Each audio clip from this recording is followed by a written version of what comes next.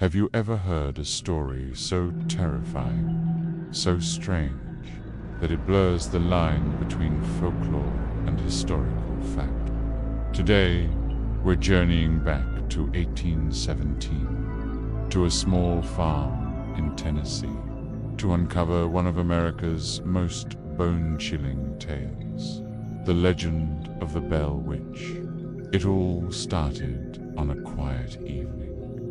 A farmer named John Bell was inspecting his cornfield when he saw something that made his blood run cold. It was a creature with the body of a dog and the head of a rabbit, unlike any animal he'd ever seen. Instinctively, he fired his gun, and the beast vanished into the shadows. This was just the beginning. Soon after, John's son, Drew, spotted a bizarre, oversized bird perched on a fence post. And then his daughter, Betsy, came running from the woods, pale with fright.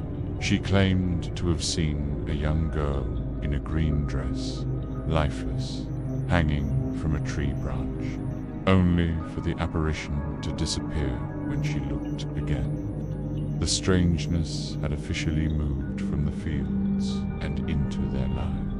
Inside the Bell family home, the terror escalated. Every night, the house would come alive with phantom sounds. It started with a gentle knocking on the walls, but soon grew into the gnawing sounds of rats chewing on their bedposts, even when no rats could be found. The family dogs would bark and growl at empty corners, and the terrifying sound of heavy chains being dragged across the wooden floors would echo through the halls. Imagine trying to sleep, only to have your blankets and pillows violently ripped away by an unseen force. For the Bells, this became a nightly horror. Then, the entity found its voice. At first, it was a faint, whispering sound, like an old woman singing hymns. It could even quote scripture, word for word. But the pleasantries didn't last. The voice, which came to be known as the Bell Witch, developed a cruel personality. It especially despised John Bell, relentlessly mocking him and calling him Old Jack. It would interfere in Betsy's life, too, actively sabotaging her engagement to a local boy she loved. Curiously, while the witch tormented John and meddled in Betsy's life, it also showed a strange fondness for her mother, Lucy Bell, often leaving her fresh fruit and singing her praises. But John received no such kindness. For years, he was the primary target of the entity's rage. He was slapped, pinched, and harassed relentlessly by this invisible tormentor. His health began to fail under the constant stress and supernatural attacks.